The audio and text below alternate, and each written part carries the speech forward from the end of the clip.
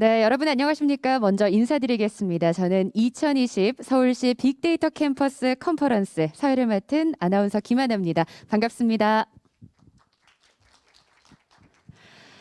네, 먼저 오늘 이렇게 2020 서울시 빅데이터 캠퍼스 컨퍼런스에 참석해 주신 분들, 그리고 온라인을 통해서 또 함께하고 계신 분들 진심으로 환영하고요. 진심으로 감사드립니다. 이 수많은 사회 문제 해결과 혁신을 위해서 빅데이터가 중요하다라는 건 많은 분들이 공감을 하실 거고요. 빅데이터는 활용이 더 중요한 자료이겠죠. 자, 그래서 어떻게 활용할 수 있는지 그 고민과 그리고 결실, 다양한 경험들을 나눌 수 있는 소중한 자리가 바로 오늘입니다. 그리고 서울시 빅데이터 캠퍼스 컨퍼런스는 시민들과 함께 하기 때문에 더 뜻깊은 자리가 아닐까 싶은데요. 오늘 모쪼록 빅데이터 활성화를 위한 유익한 시간이기를 기대해 보겠습니다. 그럼 오늘 일정에 대해 간략히 안내드리겠습니다. 먼저 카이스트 문화기술대학원 이원재 교수님과 또 신한카드 빅데이터 사업본부 장재영 본부장님의 특강을 청해 듣고 질의응답을 포함해서 저희가 토크 콘서트 시간을 갖도록 하겠습니다. 이후에는 공모전 우수 참가팀의 발표가 이어지겠고요. 그리고 공모전 시상식을 진행하고 단체 사진 촬영으로 행사의 막을 내리도록 하겠습니다. 그럼 본격적인 시작에 앞서 서울특별시 안정준 빅데이터 담당관님의 인사 말씀을 청해 듣겠습니다. 안정준 빅데이터 담당관님을 무대로 모시겠습니다. 여러분 큰 박수로 환영해 주십시오.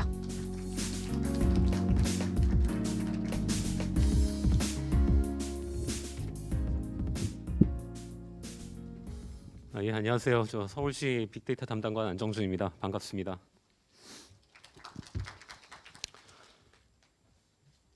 제가 작년에는 이 자리에서 제 위에 국장님이 하셨고 재작년에는 제가 했었고 그리고 제가 이 서울시에서 빅데이터 담당관 하고 나서 17년부터 20년까지 저희가 한 4번 정도 그 공모전과 컨퍼런스를 하고 있습니다. 올해는 조금 여러분도 다 느끼시겠지만 많이 좀 상황이 다르죠. 그리고 또 올해 출품된 내용을 보니까 해마다 이렇게 조금씩 더 그 분석을 하신 결과도 그렇고 조금씩 더 많이 나아지신 것 같아서 일단은 저도 많은 보람을 느낍니다. 오늘 약간 제가 외람되지만 다른 얘기를 할 수도 있는데 이번에 올 초에 이런 코로나 때문에 많은 삶이 바뀌었다는 얘기는 여기저기서 많이 나오고 있는데요. 그러면서 사실은 저희가 이제 대면이 줄고 또 이런 환경이 뭔가 데이터나 이런 IT나 이쪽으로는 조금 더 기회가 더 될 거다라는 전망도 많이 했고 실제로 이제 그런 기업들이 올해만 보면은 실적이 많이 좋게 나오는 것 같아요. 그리고 또 저희가 연말에 이런 이제 공모전을 하면서 올 한 해 동안 여러분들이 많이 생각하셨던 것들을 뭔가 데이터로 해서 저희 이런 공공기관에서 하는 공모전에 그 여러분의 어떤 분석이나 세상을 보는 시각을 이렇게 제출을 해주시는 거는 많이 감사드리고요.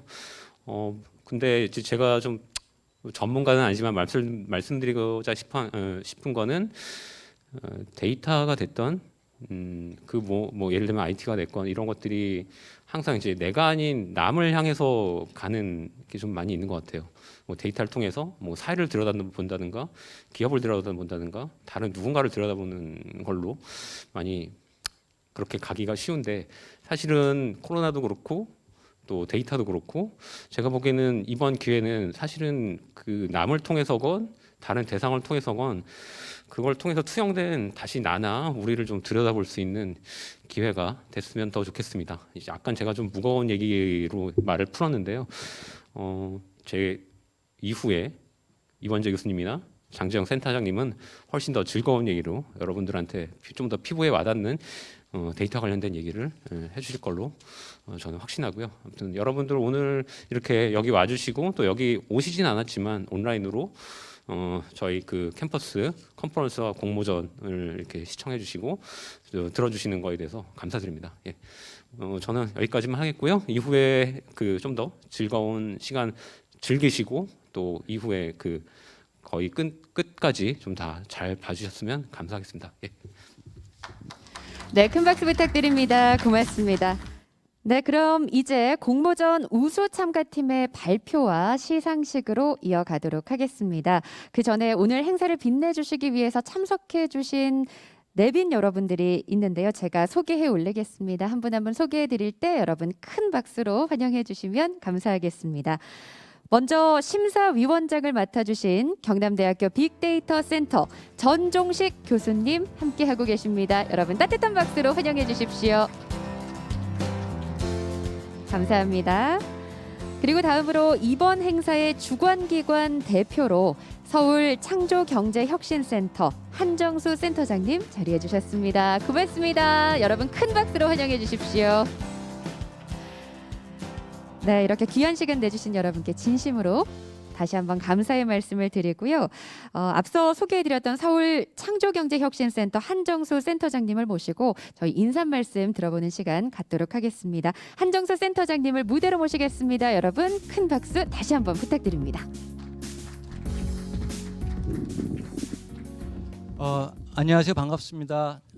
지금 막 소개받은 서울 창조경제혁신센터 센터장 한정수입니다. 저희는 창업과 그 스타트업을 지원하는 요즘에 엑셀레이터라고 라는 말을 많이 쓰는데요. 저희는 준 공공기관이기 때문에 퍼블릭 엑셀레이터라고 합니다. 저희가 매년 한 20가지가 넘는 여러 다양한 사업을 통해서 창업과 스타트업을 지원하고 있는데요. 그 중에 하나가 저희가 올해 신규로 중점 분야로 선택한 게 AI하고 빅데이터 분야였습니다. 저희가 대기업과 스타트업들 사이에 비즈니스를 저희가 퍼실리테이팅하는 역할을 하고 있는데 저희가 그 대기업을 위해서 여러 분야의 스타트업들을 발굴해서 대기업에 소개하는 그런 사업인데 그 사업을 하기 위해서 대기업으로부터 발굴하고자 하는 스타트업이 분야가 뭐냐, 기술이 뭐냐 그런 걸 먼저 수요 조사를 하거든요.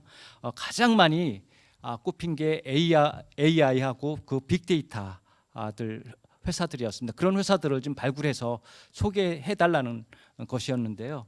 AI의 그 알고리즘이라든 그런 기술 플러스 빅데이터, 양질의 빅데이터를 모을 수 있는 그런 비즈니스 모델을 가진 예를 들면 플랫폼 비즈니스를 하는 스타트업들을 좀 발굴을 해달라 그런 요청을 많이 받았습니다. 그래서 삼성이나 LG, CJ 그런 기업들 대기업하고 스타트업들을 연결하는 그런 사업을 해왔습니다. 그러면서 한편으로는 올해 하반기에 또 어떤 사업을 할까 기획하는 과정에서 우연히 이 빅데이터 캠퍼스 공모전이라는 사업을 알게 됐습니다. 그래서 서울시가 갖고 있는 양질의 그 빅데이터를 오픈해서 그 데이터를 활용을 해서 새로운 비즈니스 모델을 만들거나 서울시가 필요로 하는 서비스 아이디어를 연결하는 그런 팀들을 발굴하는 그런 성격의 공모전이기 때문에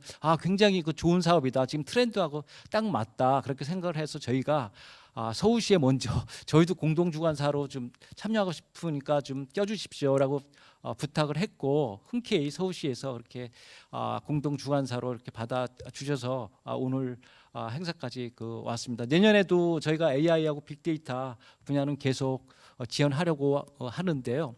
오늘 그 수상하실 분들께 미리 축하의 말씀을 드리고 수상하시는 스타트업 기업들은 저희가 계속 후속으로 계속해서 오늘 행사를 끝나지 않고 계속 후속 지원을 하겠다고 그렇게 말씀을 드리겠습니다. 마지막으로 참여해 주신 분들과 그다음에 이 공모전을 함께 준비해 주신 서울시 분 그다음에 공동주관사들 관계자 여러분께 감사의 말씀을 드립니다. 고맙습니다.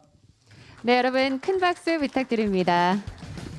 네, 이렇게 좋은 기회장을 만들어 주셔서 감사의 말씀을 드립니다. 정말 많은 분들의 도움으로 이렇게 저희가 컨퍼런스와 공모전이 진행이 되고 있는데요. 이 기업과 또 미래를 이끌어갈 미래 빅데이터 전문가들의 징검다리 역할을 해주시는 분들께 다시 한번 감사의 말씀을 드리고요. 한정수 센터장님의 인사 말씀 청해 들었습니다. 자, 그러면 공모전 우수 참가팀 발표와 시상에 앞서서 이 빅데이터 캠퍼스 공모전에 대해서 간단히 소개해드리는 시간을 갖도록 하겠습니다. 저희가 준비한 자료와 함께 좀 소개를 해드릴 텐데요. 이 빅데이터 캠퍼스 공모전이 2016년부터 진행이 돼 왔고요. 올해로 5회차를 맞이하게 됐습니다. 빅데이터 분석 환경을 활용해서 사회 문제에 대한 다양한 해결 방안을 마련하고 또 비즈니스 모델 개발 등 이 빅데이터 기반의 4차 산업 발전 등을 통한 사회 혁신 기반을 조성하기 위한 아주 뜻깊은 자리입니다. 자, 그래서 공모전을 매년 개최하고 있고요. 2020년에는 서울 창조경제혁신센터 그리고 AI 양재허브, 서울디지털재단이 주관기관으로 참여해 주시면서 공모전을 더욱 풍성하게 만들어 주셨습니다. 더욱이 올해는 전년도 대비 수상 팀 수도 늘어났고요. 상금도 대폭 늘어났습니다. 자, 그래서 시민들께서 더 많은 관심을 갖고 참여를 해 주셨는데요. 공모전의 홍보는 코로나19가 야기한 이 비대면 시대에 발맞춰서 빅데이터 캠퍼스 홈페이지, SNS 카드 뉴스 그리고 홍보 동영상 등 저희가 온라인 위주로 홍보 활동을 진행을 해왔습니다. 그리고 예선 심사를 거쳐서 예선에서 합격한 20개 팀은 멘토링 위크에 참여를 했는데요. 빅데이터 관련 대학 교수님들 그리고 전문가분들을 저희가 멘토 위원으로 모셨고 서면 멘토링, 화상 멘토링을 진행을 했습니다. 심도 있는 프로그램으로 진행이 됐고요. 저희가 이 코로나19 사태로 인해서 직접 만나지 못하고 아쉽게도 온라인상 멘토링을 진행을 했지만 이 멘토와 멘티 모두 만족스러운 시간 또 성장할 수 있는 시간이 되었습니다. 그리고 지난 16일에는 6분의 심사위원분들이 참석하신 가운데 예심 합격 20개 팀의 본선 발표 평가를 진행을 했고요. 바로 오늘 그 결과가 이 자리에서 발표됩니다. 네, 이것으로 빅데이터 캠퍼스 공모전에 대한 설명을 마치겠고요. 바로 이어지는 순서는 2020 서울시 빅데이터 캠퍼스 컨퍼런스 우수 참가팀 2020 서울시 빅데이터 캠퍼스 공모전 우수 참가팀에 저희가 발표를 들어보는 시간을 준비를 했습니다. 총 3개의 팀이 준비하고 있고요. 각 팀당 10분씩 발표하는 시간을 갖도록 하겠습니다. 자, 첫 번째는 서울시 어린이 교통사고 감소를 위한 빅데이터 및 AI 기반 신어린이 보호구역 제안을 주제로 한 For the Children 팀의 발표가 준비되어 있는데요. 여러분의 큰 박수와 함께 For the Children 팀 무대로 모셔보도록 하겠습니다.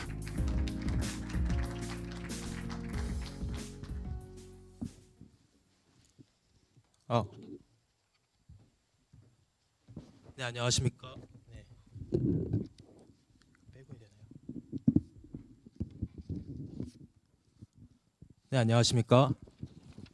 서울시 어린이 교통사고 감소를 위한 빅데이터 및 AI 기반 신어린이 보호구역 제안 발표를 맡게 된 For the Children 팀의 김도환이라고 합니다. 발표 순서는 우선 프로젝트 소개와 데이터 분석, 신어린이 보호구역 선정 과정 및 결과, 그 다음에 결론 및 제언 순서로 말씀드리겠습니다. 우선은 저희가 왜 하필 이 어린이 보호구역 선정에 관련돼서 과제를 했는지 그 배경에 대해서 말씀드리겠습니다. 어린이 교통사고 건수는 매년 상승하고 있습니다. 또한 어린이 보호구역이 지정되지 않은 곳에 20%가 지정이 되지 않았고 그 구역에서도 250건 이상 매년 사고가 발생하고 있습니다. 그래서 저희는 데이터에 근거해서 이 어린이 보호구역 기준이 어떠한지 좀 심층적으로 진단할 필요가 있다라고 생각을 했고, 뿐만 아니라 사각지역에서 발생하는 사고에 대한 해결책이 필요하다고 생각했기에 이 과제를 진행하게 됐습니다. 자, 그러면은 현재 어린이 보호구역은 어떻게 지정되어 있는지 현황을 먼저 살펴보도록 하겠습니다. 도로교통법에 따르면은 현재 어린이 보호구역은 교육기관이 아닌 곳에서는 만약 교육기관이 아니면은 어린이 보호구역이 포함되지 않았고, 또한 300m를 조금이라도 벗어나면은 어린이 보호구역 지정에서 제외가 되었습니다. 이 부분은 좀 보완이 필요할 것 같다라고 생각을 했고요. 그렇다면은 이제 어린이 보호구역이 효과가 없는 것이냐? 그건 또 아닌 게 도로교통공단에서 제공한 도로교통 안전사업의 효과 분석 및 제도적 개선 방안이란 논문에 따르면 어린이 보호구역 지정으로 인해 어린이 교통사고 감소 효과는 13%이며 또 비용 대비 이익 측면에서 보았을 때도 경제적 타당성이 매우 높았습니다. 이렇게 어린이 보호구역 지정에는 효과가 분명히 있습니다. 그렇다면 저희가 해야 될 것은 기존 어린이 보호구역을 좀 보완하고 개선한 신어린이 보호구역 제한이라고 생각을 했습니다. 그런데 왜 하필 저희가 여기에 AI와 빅데이터를 이용했을까요? 그것을 설명을 드리겠습니다. 어린이 사고가 주로 발생하는 지역은 10대 유동인구가 많은 지역이고 또 초등학교 개수가 인근에 많거나 유치원 개수가 많은 그런 지역이죠. 그리고 앞서 보여드렸다시피 그런 지역의 어린이 보호구역이 현재 선정되고 있고요. 그런데 10대 유동인구 수를 보시면 10대 유동인구 밀집 지역인데도 불구하고 그곳의 36%는 어린이 보호구역으로 지정이 되어 있지 않았습니다. 뿐만 아니라 초등학교 개수가 그러니까 주변에 초등학교가 없는 곳에서도 어린이 교통사고가 1,066건이 발생했고 근처에 유치원이 없는 곳에서도 어린이 교통사고가 755건이나 발생하고 있었습니다. 이에 따라 저희는 보다 다양한 데이터를 다각적으로 분석하고 빅데이터에 근거한 어떠한 변수가 중요한지를 자동으로 추출해주는 AI를 이용해서 신어린이 보호구역을 제한할 필요성을 느꼈습니다.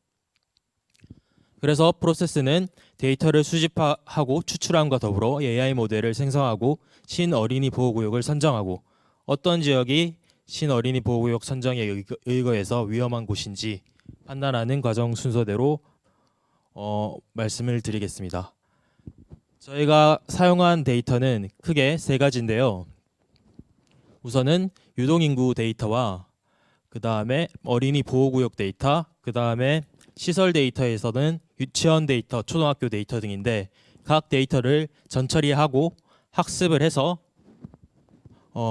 최종적으로는 현재 위험 사각지대를 파악하고 잠재적 위험 사각지대를 파악하는 과정으로 진행했습니다.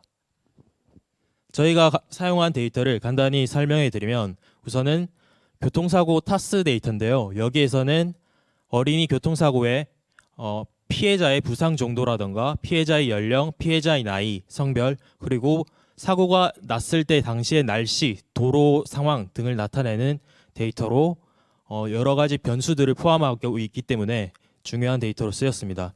뿐만 아니라 어린이 보호구역 데이터는 해당 지역이 어린이 보호구역인지 아닌지를 나타내기 때문에 반드시 필요했고요.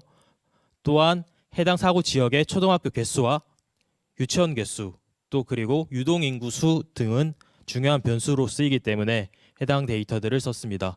저희가 주로 한 전처리 방식은 경도 위도 변환이나 아니면은 결측치 처리, 원활 인코딩, 그 다음에 이상치 처리 등이 있는데 그 중에서도 이상치 처리를 간략하게 설명드리면 첫 번째로는 IQR 방식, 두 번째로는 퍼센타일 방식, 그 다음에는 MAD, 그 다음에 표준 편차 방식으로 했고 마지막으로는 그 네 가지 방식에 있어서 보팅을 해서 두 가지 이상, 세 가지 이상으로 된 데이터를 이상치를 처리하는 방식으로 했습니다. 앞서 전처리한 데이터를 바탕으로 머신러닝 모델링을 하는 과정을 설명드리겠습니다. 저희가 사용한 모델은 총 8가지 모델이었는데요. 이 모델을 머신러닝 모델을 하는 데 있어서 모델링을 하는 데 있어서 중요한 것은 어떤 변수를 종속 변수로 하느냐 또 독립 변수로 하느냐입니다. 저희가 예측하고자 하는 문제는 해당 지역이 얼마나 위험한지 아닌지를 예측해야 했기 때문에 종속 변수로서는 최근 6년간 일어난 어린이 교통사고의 수 그거를 통해서 위험도를 저희가 잠재적으로 예측할 수 있다고 생각했습니다. 독립 변수로는 앞서 말씀드린 날씨나 부상 정도나 그 다음에 연령, 도로 상태, 그리고 유동인구수, 초등학교 개수, 유치원 개수 이런 것들을 해서 총 56개의 독립 변수를 삼았습니다. 이를 바탕으로 8가지 모델에 대해서 최적의 성능을 가진 랜덤 포레스트 리그레스라는 모델을 저희의 AI 모델로 선정했고요. 우측에는 그러한 모델 중에 이 랜덤 포레스트 리그레스는 앙상블 모델이라서 디시전 트리 하나를 시각화한 모델입니다. 이걸 통해서 의사결정 과정을 좀 더 쉽게 이해할 수 있으리라고 생각됩니다. 이렇게 생성한 AI 모델을 바탕으로 저희는 현황 분석을 진행했습니다. 현황 분석을 어떻게 진행했을까요? 저희는 우선은 중요 변수를 파악하고 그 중요 변수를 바탕으로 필터링을 하는 방식으로 어떤 지역이 현재 위험한 지역인지를 파악했습니다. 그렇게 나온 중요 변수들은 10대 유동 인구수, 또 주변 유치원 수, 주변의 초등학교 수였습니다. 이걸 바탕으로 레이어를 쌓아서 필터링하는 방식으로 했는데요. 각 데이터마다 중요한 기준점이 있는데 그 기준점을 데이터 분포를 통해서 파악하고 우선은 주변의 초등학교 개수와 유치원 개수, 그 다음에 10대 유동인구 밀집 지역, 그러면서도 어린이 보호구역이 아닌 지역을 필터링을 거쳐서 찾아내게 됐습니다. 그 결과 1위는 석천호수로 잠실 세내역 사거리였는데 해당 지역은 어린이 보호구역이 없었으며, 두 번째로는 강소로에 있는 저 지역이었고, 그 다음에는 구로구 개봉동이었습니다. 두 지역은 이제 어린이 보호구역의 사각지대로서 반경에서 살짝 벗어난 지역이었습니다. 이 세 곳에서는 어린이 교통사고가 5건 이상 발생했고, 또 주변에 초등학교랑 유치원 개수가 많은 곳이었으며 10대 유동인구가 밀집된 지역이었습니다. 이제 앞서 말씀드렸던 AI 모델로 현황 분석을 했고, 이제 예측 분석을 하는 과정을 설명드리겠습니다. 저희가 테스트 세트를 사용한 곳은 교통사고 건수가 과거에 한 건만 일어난 곳인데, 그곳을 앞서 생성했던 AI 모델을 통해서 예측을 했고, 그렇게 예측한 모델에서 유의미한 사고 건수는 저희는 한 건 이상이라고 생각했기 때문에 과거 교통사고 건수 한 건을 뺀 값을 미래 사고 추정 건수라고 파악을 해서 오른쪽 그림과 같이 추정을 한 결과를 나타냈습니다. 거기서 1위는 보시는 바와 같이 2.42건이 나타났고, 2위는 성동구 행랑동으로 1.7건, 3위는 강남구 신사동으로 1.51건이었습니다. 각각은 이제 어린이 보호구역으로 지정되지 않았던 곳이고요. 각각에서 왜 위험한 지역으로 나타냈는지 주요 변수들을 살펴보면 주로 10대 유동인구수, 그리고 교통사고 발생 시간, 사고 인근의 초등학교 개수 등등이 이런 AI 모델이 위험하다고 판단한 근거로 뽑혔습니다. 자, 그러면 저희가 AI 모델을 생성하고 어떤 지역이 위험한지 파악했고, 또 어떤 지역이 잠재적으로 위험할지를 추정했는데, 이런 것들은 어떻게 활용될 수 있는지 설명드리겠습니다.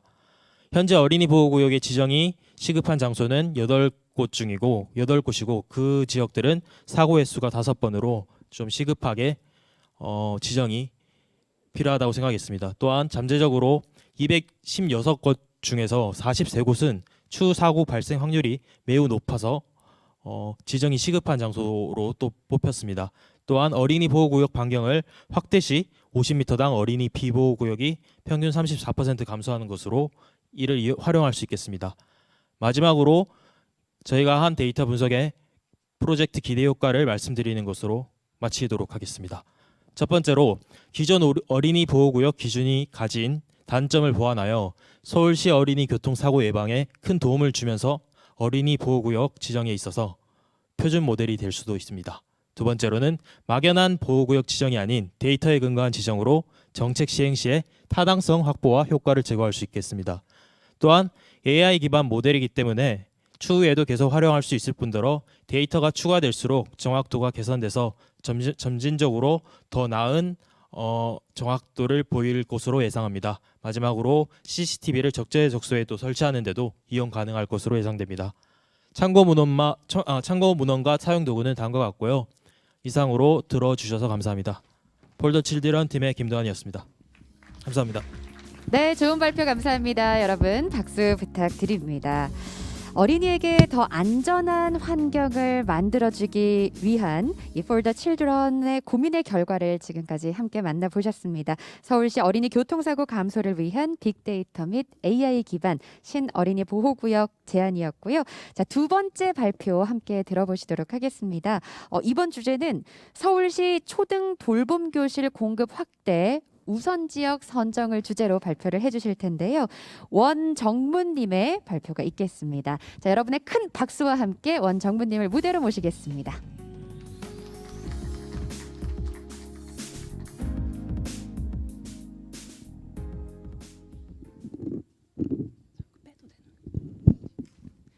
네, 안녕하세요. 저는 서울시 초등 돌봄교실 공급 확대 우선 지역 선정이라는 주제로 분석을 진행한 원정문이라고 합니다. 우선 발표 순서는 필요성과 목적, 과정과 방법, 결과, 활용 방안과 보완점 순으로 진행하겠습니다.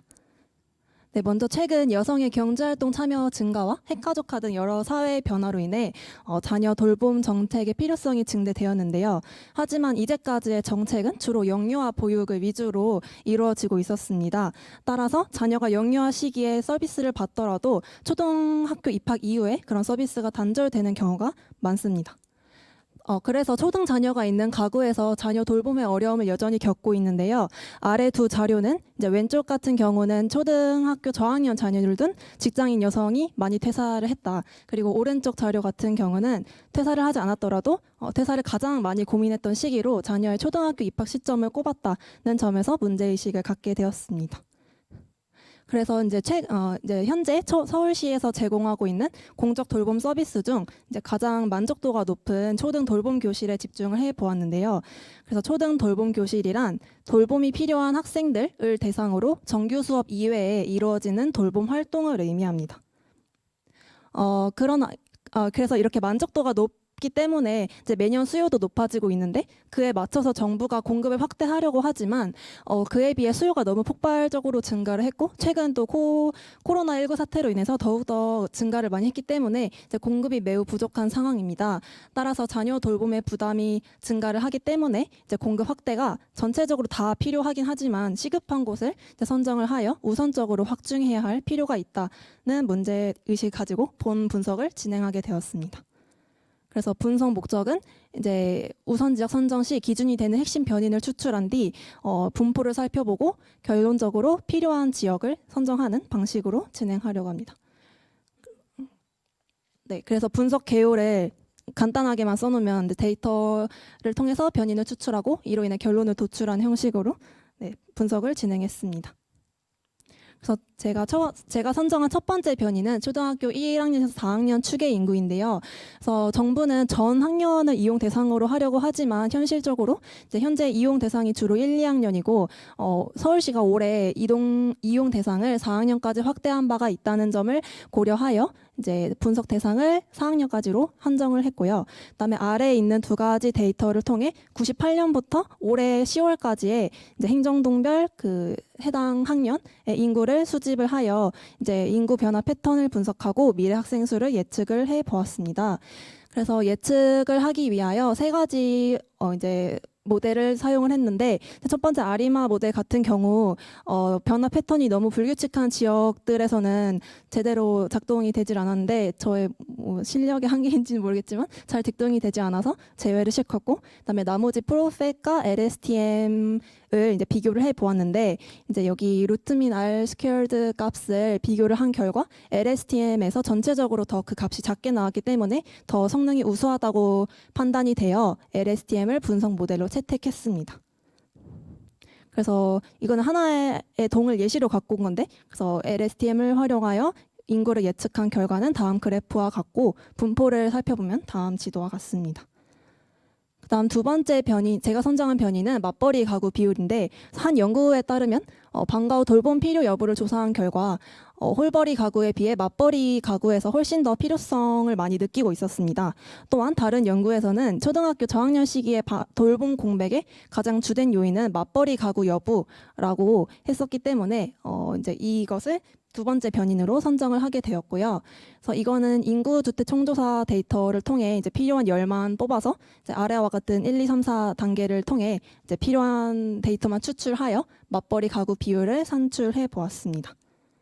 네, 하지만 이 데이터 같은 경우는 행정동 단위의 데이터는 없어서 부득이하게 이제 자치구별로 비율을 산출을 하고 그 수치를 각 구에 속하는 행정동에 일정하게 부여를 하는 방식으로 변인을 생성을 했습니다. 그다음에 세 번째 변이는 소득 수준입니다. 그래서 초등 돌봄 교실을 처음에 도입했을 때 주요 취지 중 하나가 저소득 아동의 돌봄 공백 감소였기 때문에 이를 변인으로 선정을 했고요. 그래서 첫 번째 데이터는 2015년 서울시 소득 수준 데이터를 활용하여 행정동별 30에서 50대의 연평균 소득을 추출을 했고, 그다음에 이것이 5년 전 자료라는 한계를 보완하기 위해 이와 상관관계가 높다고 판단되었던 2020년 공시지가 데이터도 활용을 하여 각 변인의 이제 비율을 조정을 해서 소득 수준 변인을 생성했습니다. 그래서 이것을 살펴보면 우리가 알고 있는 것처럼 행정동별로 매우 차이가 심하게 나타난다라는 것을 알 수 있습니다. 그다음에 네 번째 변이는 초등 돌봄교실 공급률입니다. 그래서 이용 대상자 수와 실제 이용자 수를 산출을 하여 이제 공급률을 생성을 하였고, 이거를 보시면 아예 공급이 되지 않는 학교도 있고 아니면 100% 공급이 되는 학교도 있습니다. 그렇지만 전체적으로 봤을 때 공급률이 매우 다 낮은 상태임을 확인할 수 있습니다. 그다음에 마지막 변이는 타 돌봄 기간까지의 거리입니다. 그래서 현재 서울시에서 초등학교 1학년에서 4학년 학생이 이용할 수 있는 다른 공적 돌봄 서비스에는 지역 아동센터와 우리 동네 키움센터가 있는데요. 그래서 한 연구에 따르면 공적 돌봄 서비스 수요에 가장 많은 영향을 미치는 영역은 접근성이라는 말이 있었습니다. 따라서 이들 기관의 접근성이 낮을수록 돌봄 교실 확충 필요성이 높다라고 판단을 했고, 그리고 이때 접근성이라 하면 각 초등학교로부터 가장 가까운 타 돌봄 기관까지의 거리로 예측을 했습니다. 네, 그래서 이제 위도 경도 위치 데이터를 활용하여 이렇게 변인을 생성한 방법이고요. 그래서 이거를 보시면 가장 가까운 학교는 거의 10m밖에 안 되는데 되게 가장 먼 학교 같은 경우 거의 3km 이상이어서 접근성이 매우 낮음을 알 수 있습니다. 네, 그래서 이렇게 생성한 변인을 바탕으로 이제 각 변인의 척도를 맞춰주기 위해서 스케일링 과정을 거쳤는데, 이때 이상치의 영향을 조금 줄이기 위해서 로버스트 스케일러를 활용하였고, 이렇게 변환을 마친 5개의 변인을 활용하여 군집 분석을 실시를 했습니다. 그래서 이때 군집 분석 알고리즘 중에서 이제 평균이 아니라 실제 값을 하나의 중심점으로 삼는 K-메도이즈 클러스터링 방법을 활용을 했습니다. 그래서 엘보우 메소드라는 방법을 사용해서 적당한 군집의 개수가 4개라고 이제 판단을 하여 클러스터 1, 2, 3, 4를 만들었는데요. 그래서 그 결과를 이제 2차원 평면 그래프에 나타내면 다음과 같습니다. 그래서 이렇게 군집 분석을 했으면 이제 어떠한 클러스터에 더 공급 확대가 시급한지를 판단을 할 수 있는데, 이때 판단의 기준은 이제 추계 인구가 많을수록 맞벌이 비율이 높을수록 소득 수준이 낮을수록, 그다음에 공급률이 낮을수록 거리가 멀수록 확대 필요성이 더 높다고 판단할 수 있습니다. 네, 그래서 첫 번째 클러스터 같은 경우는 이제 다른 군집 대비 추계 인구는 많았지만 나머지 변인에서는 중간 수준을 보였고, 이제 두 번째 클러스터는 타 기간까지 거리는 가까웠으나 다른 군집 대비 소득이 낮고 맞벌이 비율이 굉장히 높게 나왔고요. 나머지 변인에서도 중간 이상의 필요성을 보였습니다. 그다음에 세 번째 클러스터에서는 맞벌이 비율과 소득은 중간 정도이지만 나머지 변인에서는 필요성이 매우 낮게 나왔고, 마음의 클러스터 4 같은 경우 다른 군집 대비 타 기간까지의 거리는 멀고 추계 인구와 공급률은 중간 수준이지만 맞벌이 비율과 소득 변인에서 필요성이 매우 낮게 나왔습니다. 그래서 이것을 그냥 표로 간단하게 딱 눈에 들어오게만 정리를 해보았는데, 그래서 이거를 봤을 때 클러스터 2에서 가장 필요성이 높겠구나라고 판단을 할 수가 있습니다. 그래서 이 분석을 어떻게 활용할 수 있을 것이냐 하면, 이제 현재 교육부는 매년 초등 돌봄 교실을 확대를 하려고 하는데, 이때 이제 자원의 한계가 있다 보니까 좀 더 효율적으로 어느 곳에 먼저 확충을 할 수 있을 것인지에 대한 의사결정에 도움이 될 수 있을 것이라고 생각을 하고요. 또한 정부나 시 차원이 아닌 구 차원에서도 이제 초등 돌봄 교실을 확대를 하고 있는데, 이때는 좀 더 지역의 특성을 반영을 한다면 세부적인 분석을 진행할 수 있을 것 같습니다. 네, 그다음에 현재 서울시는 온마을 아이돌봄 체계를 구축하는 그런 사업을 진행 중인데, 이 사업의 취지와 본 분석의 취지가 굉장히 유사하기 때문에, 그리고 초등 돌봄 교실도 그 사업의 일환이기 때문에 도움이 될 수 있을 것이라고 생각합니다. 하지만 한계점도 굉장히 많은데, 첫 번째로는 데이터 수집에 한계가 있습니다. 그래서 인구 추계에 사용한 인구 데이터 규모가 작아서 학습량이 그렇게 많진 않다는 점, 그리고 맞벌이 가구 비율을 추출할 때 행정동별 데이터가 없었고, 또 가장 최신의 자료가 2015년이었다는 점도 한계입니다. 또한 이제 제가 5개의 변이만 선정을 했는데 이제 초등 돌봄 교실 수요에 영향을 줄 수 있는 변이는 훨씬 더 다양할 수 있기 때문에 이제 예를 들면 뭐 돌봄 대체 사교육의 비율이라든지 아니면 돌봄 시간대 등과 같은 여러 변이를 다양하게 고려를 했으면 더 좋았겠다라고 생각을 했고, 또 군집 분석이 되게 그렇게 정교하지는 못했기 때문에 이제 모든 데이터의 특성을 정확하게 분석을 해준 것은 아니었습니다. 따라서 좀 더 모델을 발전을 시키고 또 선정된 지역 내에서의 면밀한 조사도 추가적으로 진행되면 좋을 것 같다고 생각을 했습니다. 네, 그래서 참고 문헌과 데이터 목록 분석 틀이고요. 네, 그럼 발표를 마치겠습니다. 감사합니다. 네, 고맙습니다. 원정부님의 서울시 초등 돌봄 교실 공급 확대 우선 지역 선정을 주제로 발표를 함께 들어봤습니다. 정말 아이를 키우는 것과 일을 하는 것 이렇게 동시에 하는 것이 참 어려운 일입니다. 맞벌이 가구와 또 일하는 여성에게 정말 도움이 절실한 이 초등 돌봄 교실 우선적으로 필요한 지역에 효율적으로 배치할 수 있도록 빅데이터를 활용한 사례였습니다. 자, 2020 서울시 빅데이터 캠퍼스 공모전 우수 참가팀의 발표를 들어보고 있는데요. 마지막 팀이 준비하고 있습니다. 서울시 공공 와이파이 우선 입지 선정을 주제로 어서와 팀이 준비해 주셨습니다. 어서와 팀을 무대로 모시겠습니다. 박수로 환영해 주십시오.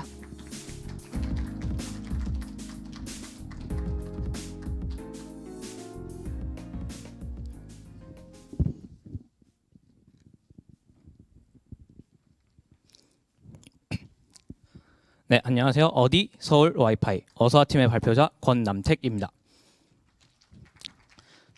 저희는 서울시 공공 와이파이 우선 입지 선정이라는 주제로 데이터 분석을 통해 구체적인 입지를 제안하도록 하겠습니다. 저희가 다룰 내용은 다음과 같습니다. 먼저 서론에서 저희 주제와 사용한 데이터의 전처리에 대해 소개하고 이후 클러스터링 과정을 소개하겠습니다. 이후 구체적인 입지 선정을 통한 그 결과를 발표하도록 하겠습니다. 먼저 저희 주제에 대한 소개입니다. 서울시 공공 와이파이 우선 입지 선정. 2019년 서울시 10대 뉴스를 보시게 되면 1위 따릉이에 이은 2위가 공공 와이파이 사업으로 서울시의 정책적 역량이 크게 투입되는 사업임을 확인할 수 있습니다. 또한 이 사업에 대한 서울 시민들의 70% 이상이 지지를 표할 정도로 정책적인 필요성 또한 매우 높은 사업입니다. 그래서 서울시는 2022년까지 공공 와이파이를 서울시 전역으로 확대하겠다고 밝힌 바 있습니다.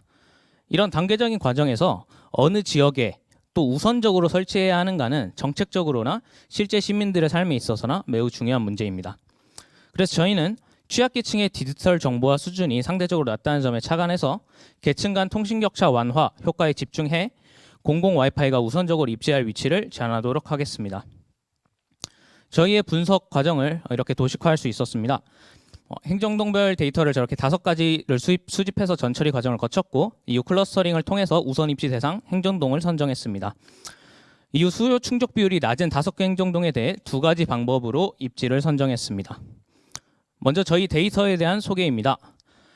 공공 와이파이 위치 정보 데이터를 가져와서 지역명에서 구글 API와 카카오 API를 사용해 행정동을 추출했습니다. 이후 중복 데이터와 결측값을 처리하고 저희의 분석 단위인 행정동으로 이제 행정동별 와이파이 개수 데이터를 만들었습니다. 추가 변수들의 구성입니다. 저희의 목표인 계층 간 통신 격차 완화를 위해서 이제 서울 내에 소득의 분포를 파악할 수 있는 변수가 필요했고 그래서 행정동별 평균 소득 변수를 만들었습니다. 또한 공공 와이파이의 대체제가 이미 충분하다면 입지 선정에서 후순위로 고려할 수 있다는 점을 생각해서 다음과 같은 데이터를 크롤링했습니다. 서울 시민들이 비교적 편하게 와이파이를 사용할 수 있는 스타벅스, 맥도날드, 영화관의 위치 정보를 크롤링해서 행정동별 총 개수를 접근성 점수로 이름지었습니다.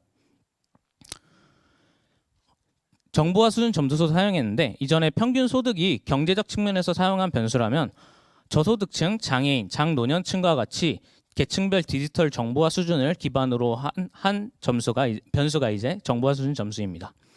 또한 생활인구 변수도 사용하게 됐는데 이전에 많은 서울시의 재화들이 다수의 서울 시민들이 사용할 수 있도록 유동인구나 생활인구가 많은 지역에 설치되는 경향이 있었습니다. 하지만 이런 공공 와이파이가 우선적으로 입지해야 할 위치는 다소 낙후되어 있어 생활인구가 적은 지역이기 때문에 이를 위해서 생활인구 변수를 사용했습니다. 그래서 저희 이 추가 변수 4개, 평균소득, 접근성, 정보화 수준 점수, 생활인구에 대한 행정동별 시각화를 다음과 같이 진행할 수 있었습니다. 이후 저희는 이 5가지 변수들로 저희의 우선 입지 대상 행정동을 선정하기 위해 클러스터링을 진행했습니다. 이때 저희의 목표인 계층 간 통신 격차 완화에 조금 더 초점을 맞춰서 평균 소득과 정보화 수준 점수 이 2가지 변수로 클러스터링을 진행하고 이후 나머지 변수들로 해당 클러스터의 특성을 파악하려 했습니다. 저희가 사용한 클러스터링 방법은 밑에 4가지입니다. 이 4가지 클러스터링 결과들을 다음과 같이 시각화할 수 있었는데 평균 소득과 정보화 수준 점수가 낮은 클러스터를 저희의 타겟 군집으로 선정했고 이런 타겟 군집들의 묶인 형태가 상당히 유사한 것을 확인할 수 있었습니다. 그래서 이걸 조금 더 자세하게 살펴보게 되면 클러스터별로 평균적으로 와이파이 개수에서는 큰 차이가 없었고 저희의 타겟 클러스터는 평균적으로 생활 인구가 낮은 다소 낙후된 지역이었으며 접근성 또한 상대적으로 낮은 것을 확인할 수 있었습니다. 그래서 저희는 이 4가지 클러스터링 결과가 유사한 것을 조금 더 종합적으로 일반화된 분석을 할 수 있도록 각 클러스터에 이제 2번 이상 포함된 행정동만을 저희의 최종 입지 대상 행정동으로 선정했습니다. 그래서 이렇게 21개 행정동이 선정되었고 대상 행정동들의 특성을 보시게 되면 저희의 분석 목표와 잘 일치한다는 것을 확인할 수 있습니다. 그래서 이 21개 행정동에 대해서 대상 행정동의 기존 와이파이가 현재 행정동의 수요를 충분히 반영하고 있는지 파악하기 위해서 수요 충족 비율을 정의했습니다.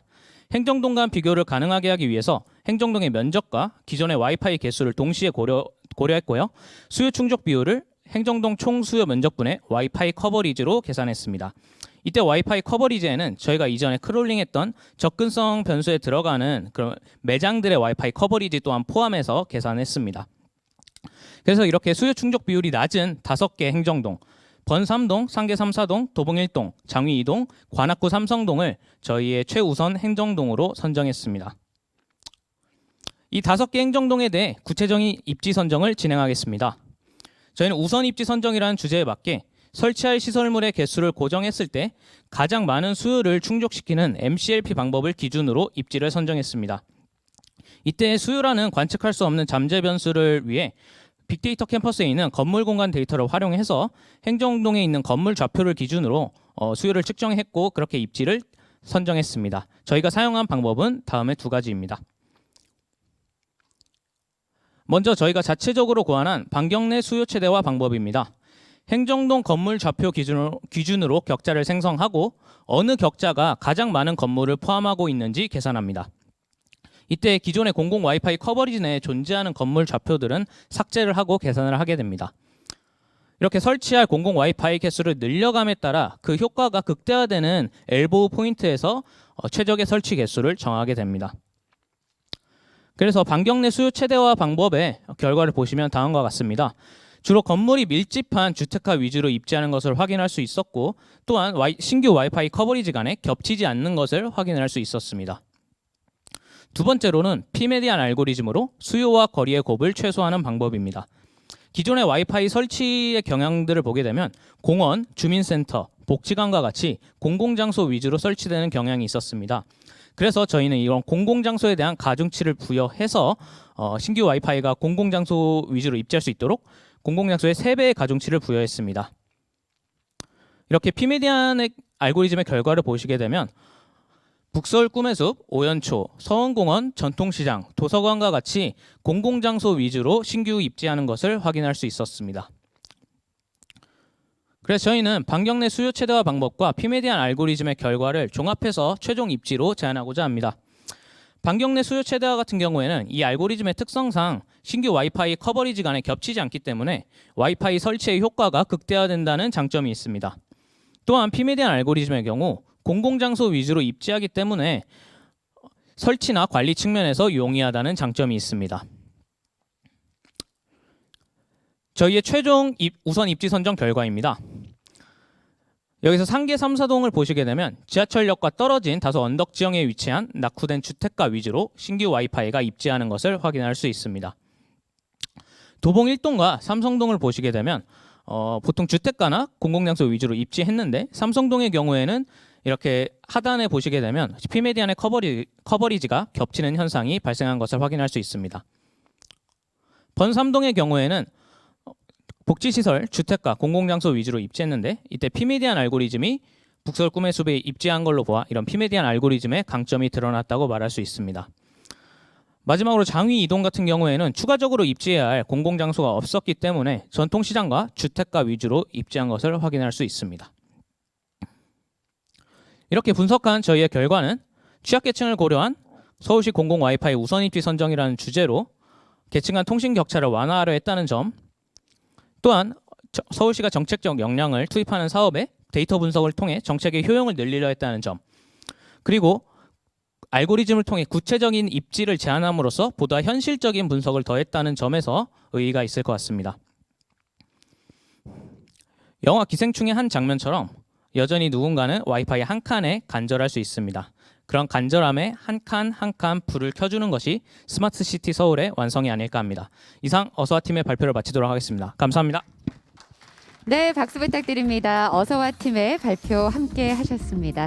네, 2020 서울시 빅데이터 캠퍼스 공모전 사회 문제를 다양한 측면에서 해결할 수 있도록 다양한 아이디어를 내어주셨고요. 여러 참가팀 중에 우수 참가팀의 발표 함께 들어보셨습니다. 자, 그러면 이번에는 2020 서울시 빅데이터 캠퍼스 공모전 가까이서 지켜보셨던 전종식 심사위원장님을 모시고 심사평을 들어보는 시간을 갖도록 하겠습니다. 전종식 심사위원장님을 무대 위로 모시겠습니다. 여러분 큰 박수로 환영해 주십시오.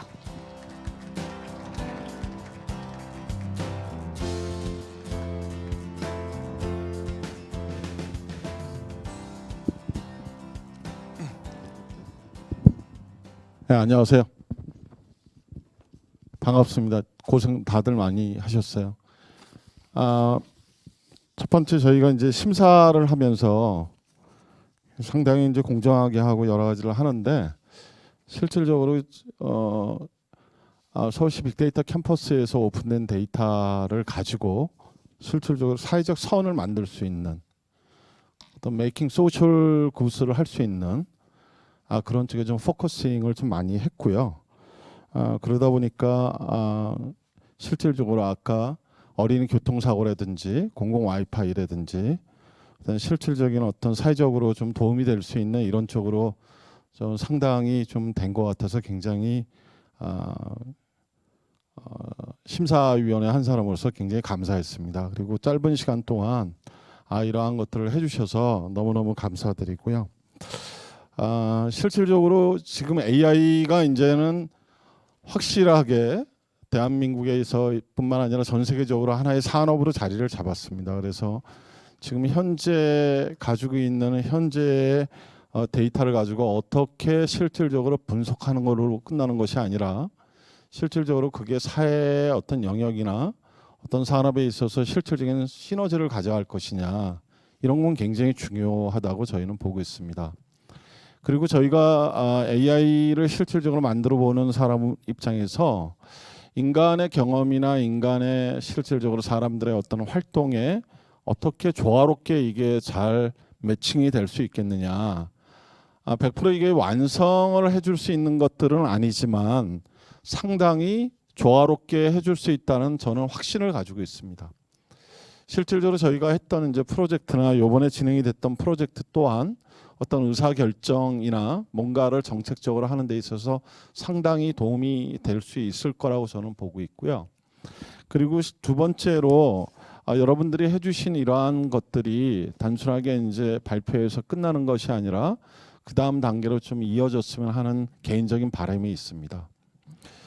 실질적으로 어떠한 빅데이터 분석이나 AI는 실질적으로 누군가에게 효율적으로 잘 쓰여질 때 빛을 발휘합니다.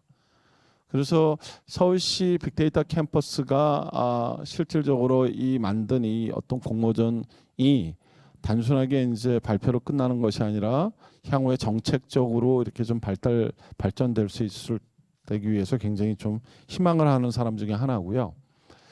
세 번째는 제가 이제 이번 심사를 하면서 느낀 것 중에 하나가 학생들의 실력이라든지 이러한 것이 작년보다 상당히 많이 늘어나서 굉장히 좋은 방향 쪽으로 가고 있다라고 저는 좀 개인적인 생각이 좀 들었습니다. 단순하게 그냥 어떠한 우리가 통계학적으로 배운 그러한 것들을 갖다가 실질적으로 이거를 반영을 해서 하는 것이 아니라 실질적인 문제, 그리고 이 실질적으로 여러분들도 AI 해보시면 아시겠지만 이게 상당히 데이터가 AI 친화적으로 구성이 돼 있어야 되는데 불구하고 우리나라의 데이터 산업 자체가 아직 그렇게 좀 단계적으로 못된 부분이 있습니다. 이러한 단점을 좀 극복을 하고 실질적으로 작년보다 더 좋아졌다. 그리고 아까 신한카드에서도 말씀을 해주셨지만 마이데이터 사업이 이제 조금 있으면 사업자 선정이 끝납니다. 그러면 서울시가 가지고 있는 이러한 공공 데이터나 여러 가지 데이터가 마이데이터 사업이라든지 이런 게 연결됨으로써 향후에 굉장히 많은 것들로 좀 되어질 수 있다. 그런 면에 있어서는 굉장히 많은 변화가 있을 거다 하고 있습니다.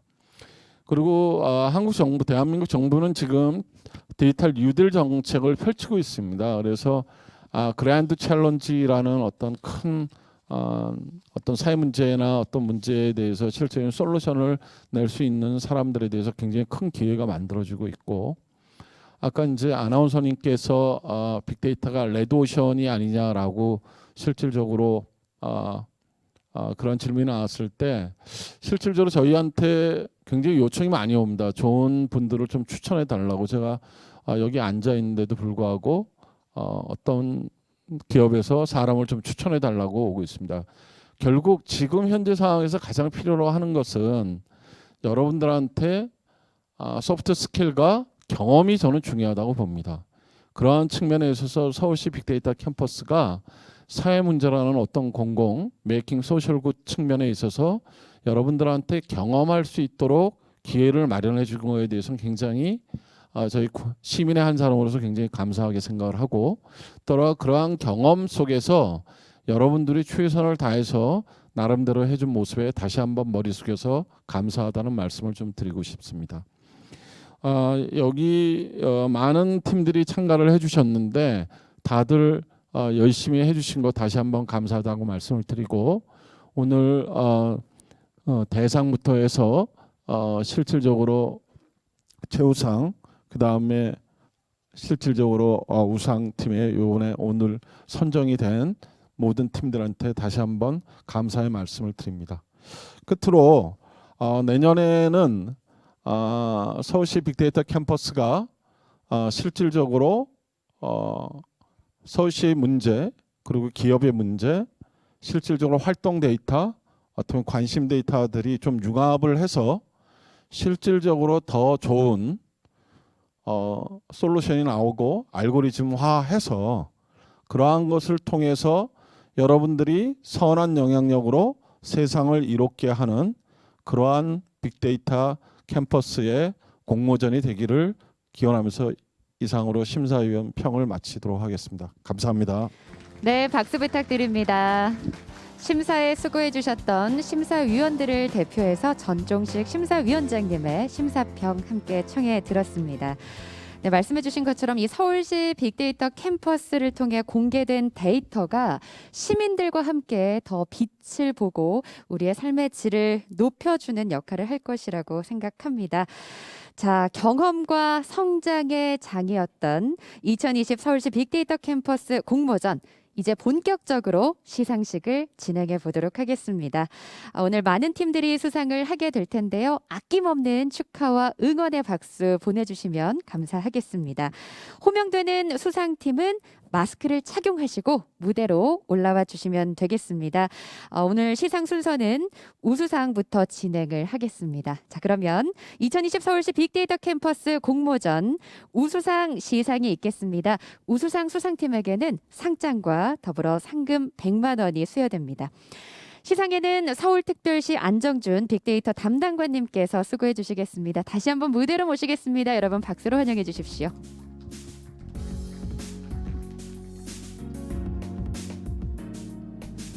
어서 오십시오. 자, 그러면 지금부터 호명하겠습니다.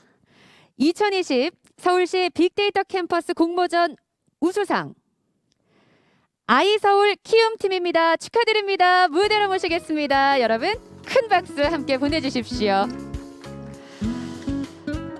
네, 우리 동네 키움센터의 최적 입지 선정을 통해서 돌봄의 공백을 해소하고자 했습니다. 네, 아이서울 키움팀 첫 번째 우수상의 여기를 차지했는데요. 자, 무대로 모셔서 시상을 진행하도록 하겠습니다. 네, 상을 받으실 대표자분께서 무대 가운데 자리해 주시면 되겠고요. 시상하도록 하겠습니다. 상장 우수상 아이서울 키움팀 우리 동네 키움센터 최적 입지 선정을 통한 돌봄 공백 해소. 위 사람은 데이터 기반의 사회 문제 해결 방안을 마련하기 위하여 서울시에서 주최한 2020 서울특별시 빅데이터 캠퍼스 공모전에서 위와 같이 입상하였기에 이 상장을 수여합니다.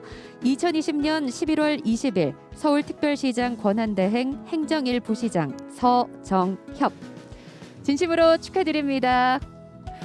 네, 상장과 꽃다발 그리고 상금 100만 원이 수여되겠습니다. 네, 진심으로 축하드리고요. 저희 사진 촬영 진행하겠습니다. 상장도 활짝 펼쳐주시면 좋을 것 같고요. 상장을 들고 정면에 카메라를 밝은 미소로 바라봐 주시면 되겠습니다. 네, 여러분 다시 한번 큰 박수 보내주십시오.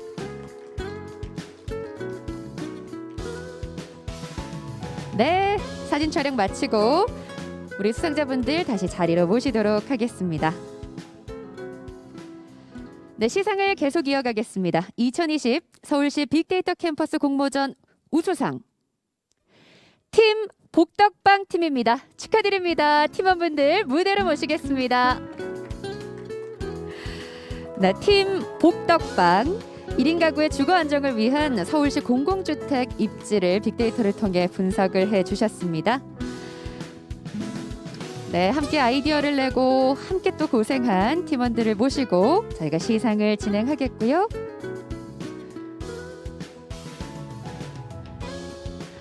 시상하겠습니다.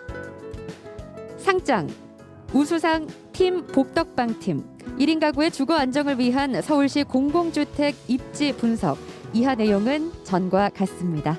네, 진심으로 축하드립니다. 상장과 역시 상금 100만 원이 수여되겠습니다. 네, 여러분 뜨거운 박수로 함께 축하해 주실까요? 네, 2020 서울시 빅데이터 캠퍼스 공모전 우수상 팀들의 수상이 이어지고 있습니다. 네, 촬영하겠습니다. 기쁘시죠? 마음껏 웃으시면서 카메라를 바라봐 주시고 사진 촬영 진행하겠습니다. 이게 마스크에 얼굴이 가려져 있어서 표정이 잘 드러나지 않거든요. 예, 다시 한번 축하드리고 자리로 모시도록 하겠습니다. 네, 계속 이어가겠습니다. 2020 서울시 빅데이터 캠퍼스 공모전 우수상 이번에 호명될 팀은 싱싱 달려라 팀입니다. 축하드립니다. 네, 우수상 영예 네, 주인공이 되었습니다. 싱싱 달려라. 네, 기쁜 마음으로 무대로 달려와 주시면 감사하겠습니다. 네, 공유 퍼스널 모빌리티 주차 공간 입지 분석에 대해서 아이디어를 내주셨습니다. 네, 공유 이 퍼스널 모빌리티 굉장히 많은 변화를 겪고 있는 요즘인데요. 그 시대에 발맞춰서 또 새로운 아이디어를 내어주셨습니다. 시상하겠습니다. 상장 우수상 싱싱 달려라 팀 공유 퍼스널 모빌리티 주차 공간 입지 분석 이하 내용은 전과 같습니다. 네, 진심으로 축하드립니다. 여러분 박수와 함께 축하해 주시면 감사하겠습니다. 역시 상장과 상금 100만 원이 수여됐고요. 네, 정면에 카메라를 바라봐 주시고 기념 촬영 진행하겠습니다.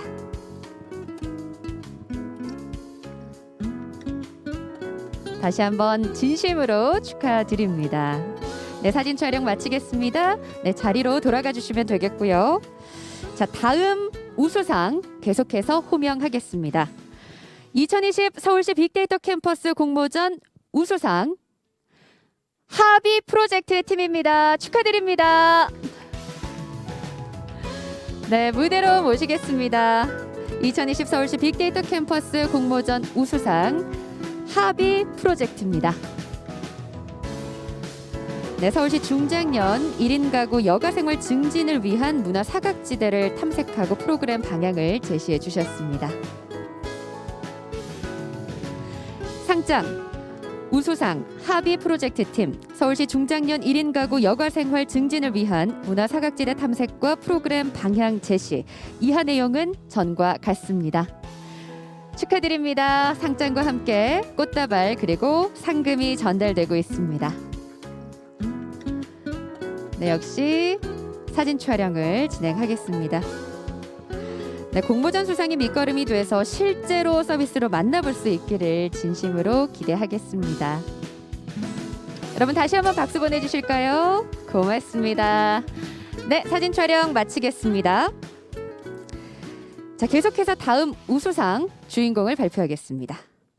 2020 서울시 빅데이터 캠퍼스 공모전 우수상 윌 팀입니다. 축하드립니다. 무대로 모시겠습니다. 네, 또 다른 우수상의 주인공은 윌 팀으로 선정이 됐습니다. 네, 서울시 월경권 복지허브 선정 프로젝트 우리 윌 팀을 무대로 모시고 시상을 진행하도록 하겠습니다.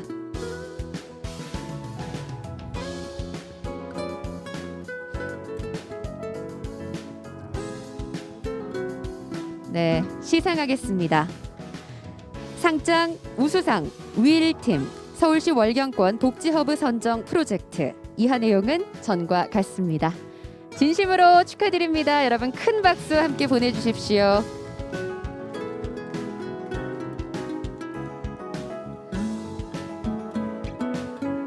네, 함께 기념 촬영 진행하겠습니다.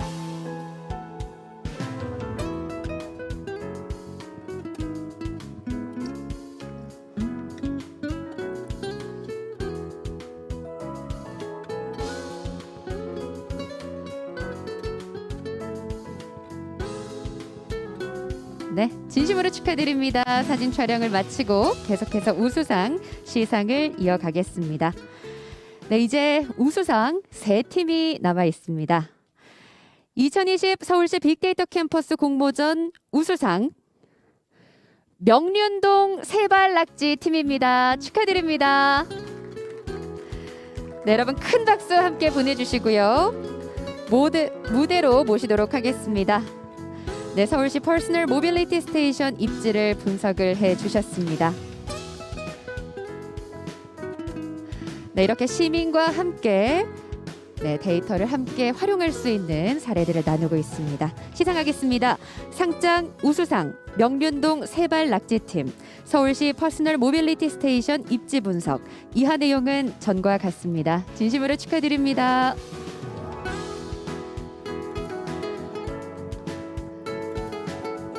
네, 앞으로도 이 빅데이터를 활용해서 여러 사회 문제를 함께 고민하고 또 해결해 나가는 데 앞장서 주시기를 기대하겠습니다. 네, 웃으면서 카메라를 좀 바라보실까요? 다시 한번 축하드리고요. 여러분 따뜻한 박수 보내주시면 감사하겠습니다. 네, 고맙습니다. 사진 촬영 마치겠습니다. 계속 이어가겠습니다. 2020 서울시 빅데이터 캠퍼스 공모전 우수상 E2I5 팀입니다. 축하드립니다. 팀원분들 무대로 모시도록 하겠습니다. 네, 호흡기 전담 클리닉 최적 입지 선정에 관한 아이디어를 내주셨습니다. 네, 그 어느 때보다 호흡기가 중요해지고 있죠. 또 그 시대에 발맞춰서 이렇게 새로운 아이디어를 내어주셨는데요.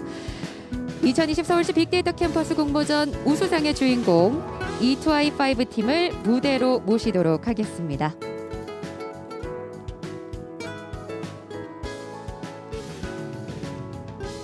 네, 여러 팀원들이 머리를 맞대고 이렇게 고민의 결실을 맺는 자리이고요.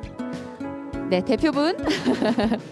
네, 저희 시상 진행하겠습니다. 상장 우수상 E2I5 팀 호흡기 전담 클리닉 최적 입지 선정 이하 내용은 전과 같습니다. 진심으로 축하드립니다. 네, 상장과 꽃다발 그리고 상금 100만 원이 수여되겠습니다.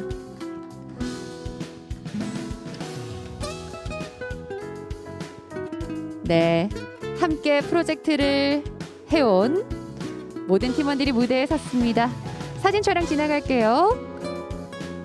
자, 긴장되셨나요? 웃으면서 정면에 카메라를 향해 주시고요. 네, 여러분 다시 한번 큰 박수로 축하와 응원, 격려를 함께 해주시면 감사하겠습니다. 자, 그러면 이제 마지막 우수상 수상팀을 발표하겠습니다. 2020 서울시 빅데이터 캠퍼스 공모전 우수상 프리픽스 팀입니다. 진심으로 축하드립니다. 네, 장애인 배려마트 선정에 빅데이터를 활용해 주셨는데요. 프리픽스 팀 무대로 모시도록 하겠습니다. 네, 공모전으로 끝나는 게 아니라 후속 지원이 이뤄질 예정인데요. 실제로 우리가 서비스로 만나볼 수 있는 날을 진심으로 기대하도록 하겠습니다. 네, 우수상 마지막 시상을 진행하겠습니다. 상장 우수상 프리픽스 팀 장애인 배려마트 선정 이하 내용은 전과 같습니다. 축하드립니다. 네, 상장이 전달되고요. 꽃다발과 함께 상금 100만 원이 수여됐습니다.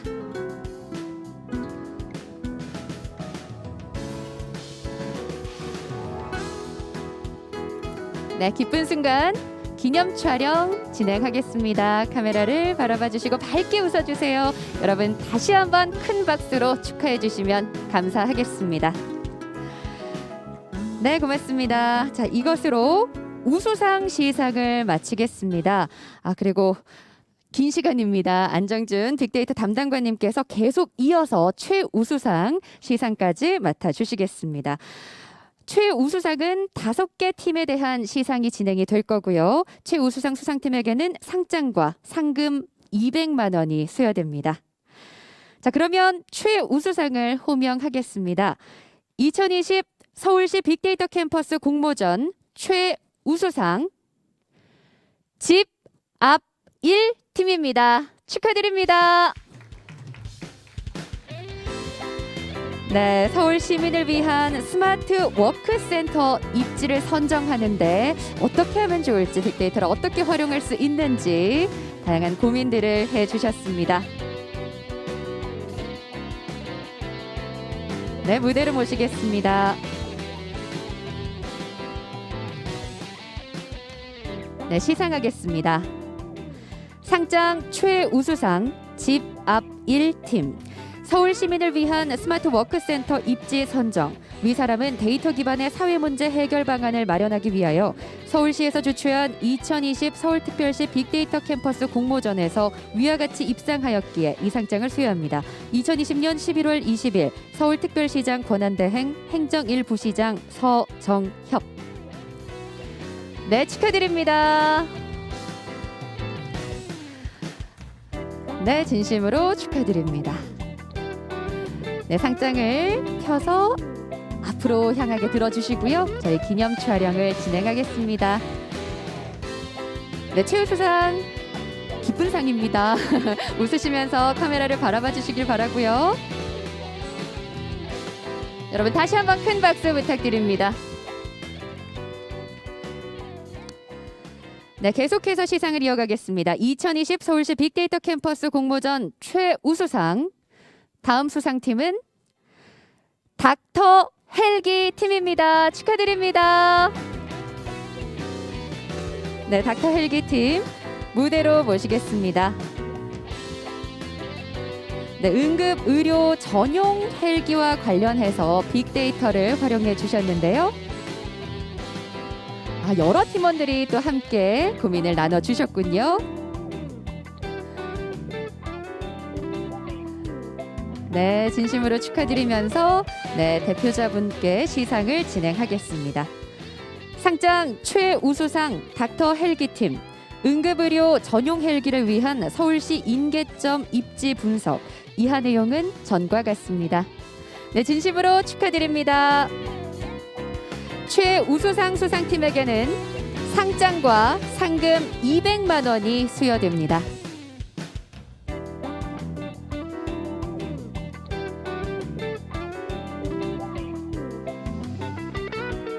네, 지금 여러분께서는 미래 빅데이터 전문가들과 함께 하고 계십니다.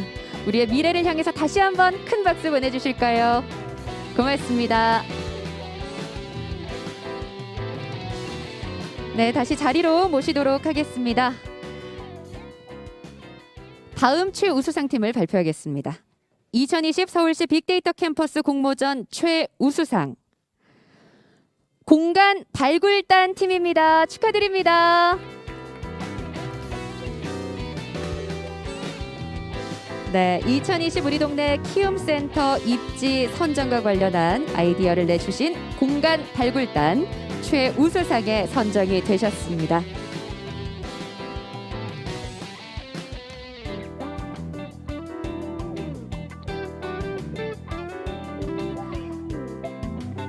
네, 시상 진행하도록 하겠습니다. 상장 최우수상 공간 발굴단 팀 2020 우리 동네 키움센터 입지 선정 이하 내용은 전과 같습니다. 진심으로 축하드립니다. 역시 상장과 상금 200만 원이 수여되겠습니다.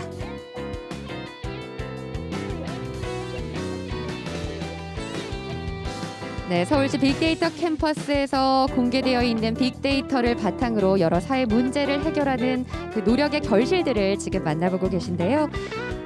이렇게 키움이라는 거, 보육이라는 게 참 중요하구나. 많은 분들이 관심을 갖고 있다는 사실을 알게 됩니다. 네, 진심으로 축하드립니다. 사진 촬영 마치고 자리로 모시도록 하겠습니다. 시상 이어가겠습니다. 2020 서울시 빅데이터 캠퍼스 공모전 최우수상 옥상을 푸르게 팀입니다. 축하드립니다. 네, 진심으로 축하드립니다. 옥상을 푸르게 팀.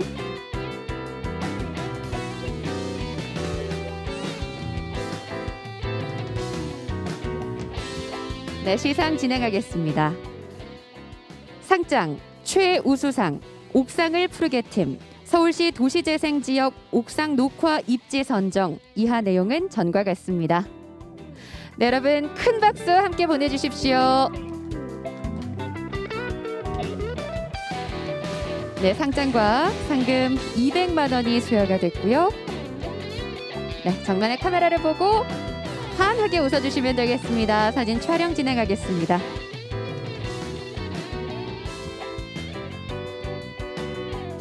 진심으로 축하드립니다. 네, 자리로 모시고요. 마지막 최우수상 수상팀을 발표하도록 하겠습니다. 2020 서울시 빅데이터 캠퍼스 공모전 최우수상 For the Children 팀입니다. 축하드립니다. 네, 앞서 발표를 통해 만나봤던 For the Children 팀 오늘의 마지막 최우수상에 선정이 됐습니다. 빅데이터와 AI를 기반으로 이 새로운 어린이 보호구역을 제안을 해주셨죠. 더 안전한 서울시를 만드는 데 소중한 자료가 되어주길 기대하겠습니다. 시상하겠습니다. 상장 최우수상 For the Children 팀 서울시 어린이 교통사고 감소를 위한 빅데이터 및 AI 기반 신어린이 보호구역 제안 이하 내용은 전과 같습니다. 축하드립니다. 네, 꽃다발과 상금 200만 원이 전달되겠습니다.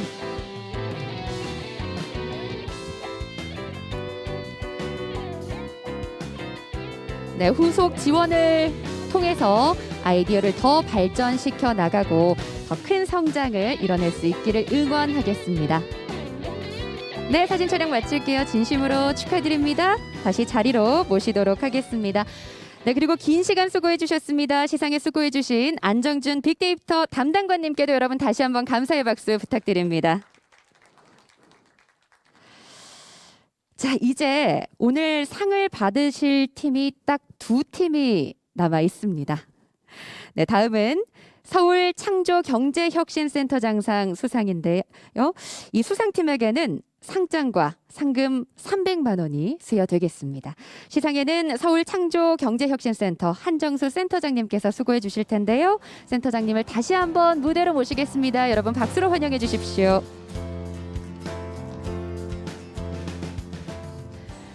네, 저희가 우수 발표로 만나봤던 두 팀 가운데 한 팀이 먼저 발표가 되겠습니다. 호명하겠습니다. 2020 서울시 빅데이터 캠퍼스 공모전 서울 창조경제혁신센터장상 원정문님 축하드립니다. 무대로 모시도록 하겠습니다. 네, 서울시 초등 돌봄교실 공급 확대 우선 지역 선정과 관련해서 아이디어를 내어주셨고 또 발표를 해주셨지요. 네, 진심으로 축하드립니다. 상장 서울창조경제혁신센터장상 원정문, 서울시 초등 돌봄교실 공급 확대 우선 지역 선정. 위 사람은 데이터 기반의 사회 문제 해결 방안을 마련하고 비즈니스 모델을 개발하기 위하여 서울시에서 주최한 2020 서울특별시 빅데이터 캠퍼스 공모전에서 위와 같이 입상하였기에 이 상장을 수여합니다. 2020년 11월 20일 서울 창조경제혁신센터장 한정수. 네, 진심으로 축하드립니다. 여러분 큰 박수로 함께 축하의 마음 전해주시면 감사하겠습니다. 상장과 상금 300만 원이 수여됩니다. 한 아이를 키우려면 온 마을이 필요하다라는 말이 있죠. 이제는 빅데이터가 함께 큰 역할을 해줄 것이라고 생각합니다. 진심으로 축하드리고요. 다시 한번 큰 박수 부탁드립니다. 네, 시상에 수고해주신 센터장님께도 여러분 박수 부탁드리고요. 자리로 모시도록 하겠습니다. 자, 이제 영예의 서울특별시장상 한 팀 발표만을 남겨두고 있는데요. 제가 앞서 이 서울창조경제혁신센터장상을 발표를 했을 때 이미 수상을 예감하고 기뻐한 팀이 있었습니다. 자, 시상에는 전종식 심사위원장님께서 수고해 주시겠는데요. 전종식 심사위원장님을 단상으로 모시겠습니다. 여러분 박수로 환영해 주십시오.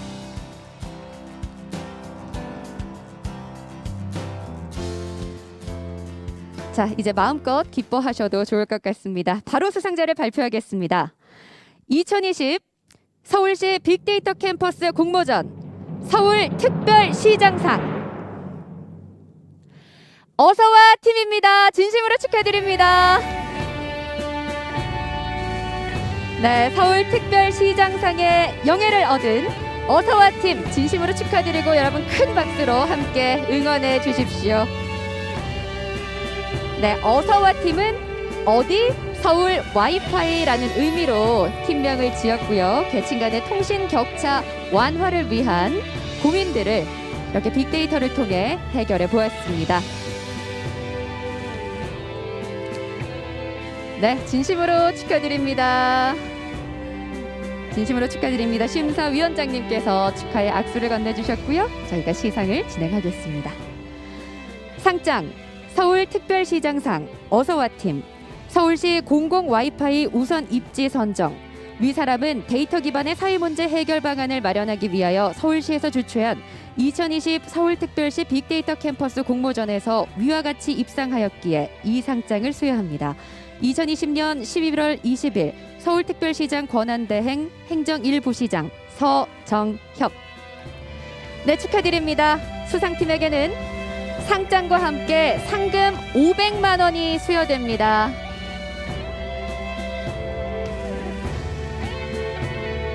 네, 오늘 이렇게 대상의 영예를 얻게 되었는데요. 앞으로 더 큰 성장의 밑거름이 되기를 진심으로 응원하겠습니다. 네, 기쁜 마음을 가득 안고 카메라를 바라보고 웃어주시면 되겠습니다. 사진 촬영 진행하겠습니다. 자, 파이팅 한번 할게요. 축하드립니다. 여러분 다시 한번 큰 박수로 축하해 주십시오.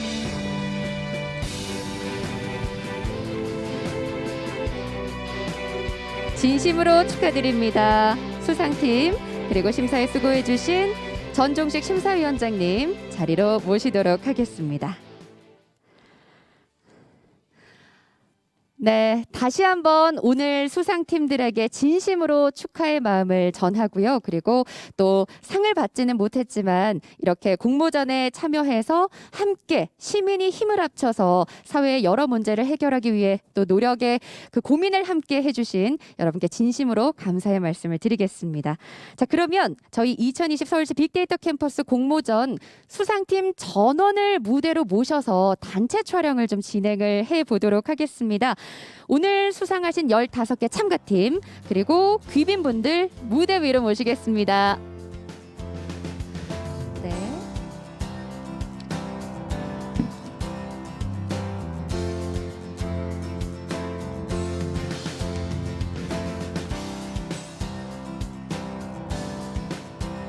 네, 위기와 기회를 함께 맞이하고 있는 참 어려운 시기입니다. 자, 코로나19 확산 방지를 위해서 무대에는 마스크를 꼭 착용하고 올라와 주시면 감사하겠고요. 여러분 상장도 함께 갖고 나와 주시면 감사하겠습니다. 네, 상장을 들고 단체 촬영을 진행하겠습니다. 네, 상장을 펼쳐서 카메라를 향해 들어주시면 감사하겠습니다.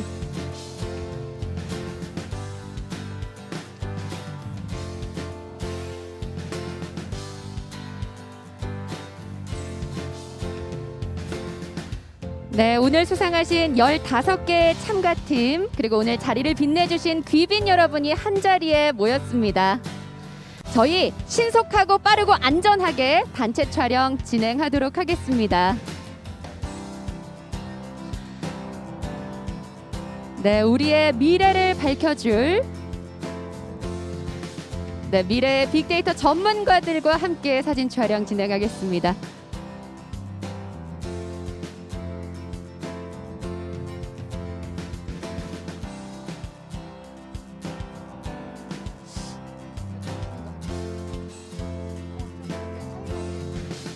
약간 간격을 벌려주시고 그 사이에 같이 서주시면 좋을 것 같은데요.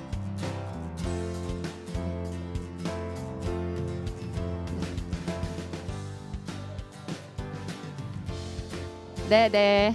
오늘 수상팀들이 많은 관계로 저희가 무대를 좀 적극적으로 활용해서 앞줄은 앉아주시면 감사하겠습니다.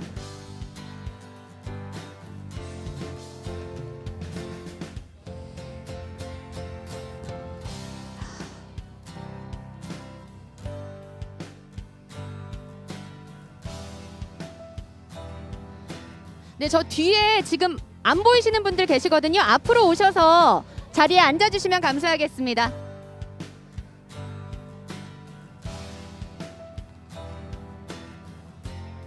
우리 공간 발굴달 팀이었나요? 앞쪽으로 나오시면 더 잘 보일 것 같습니다.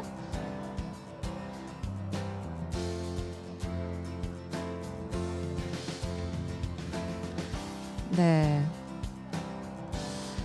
아직 학생분들이 많다 보니까 결혼식에서 사진 찍어본 경험들이 많이 없으셔서 자, 사이사이에 본인 앞에 누군가의 얼굴이 있다면 본인의 얼굴은 사진에 나오지 않습니다. 사이사이에 얼굴을 잘 나올 수 있게 위치해 주시고요. 네, 우리 도전의 열정을 가지신 분들이라고 하기엔 표정이 너무 어둡습니다.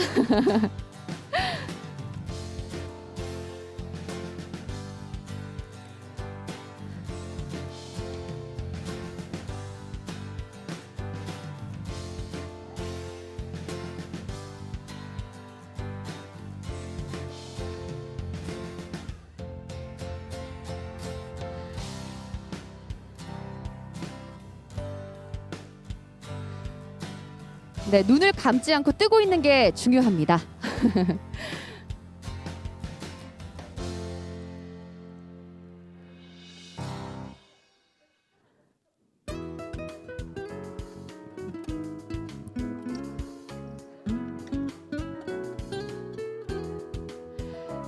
네, 카메라 보시고 여러분 미소와 함께 카메라 바라봐 주시고요.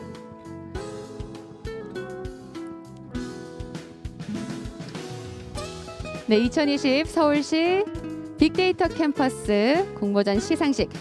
자, 여러분 손가락 하트 한번 만들어 보도록 하겠습니다. 네, 사회 문제 해결을 위한 여러분의 사랑을 보여주시고요. 여러분 마스크가 있어가지고 표정이 잘 안 보여서 무섭게 나올 수가 있어요. 눈으로 마음껏 웃어주세요.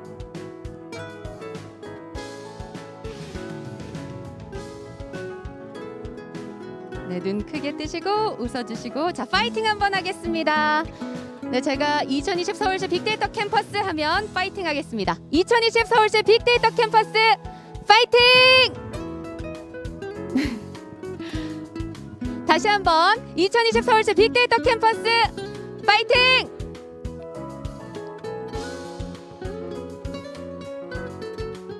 네. 모두 고생하셨습니다.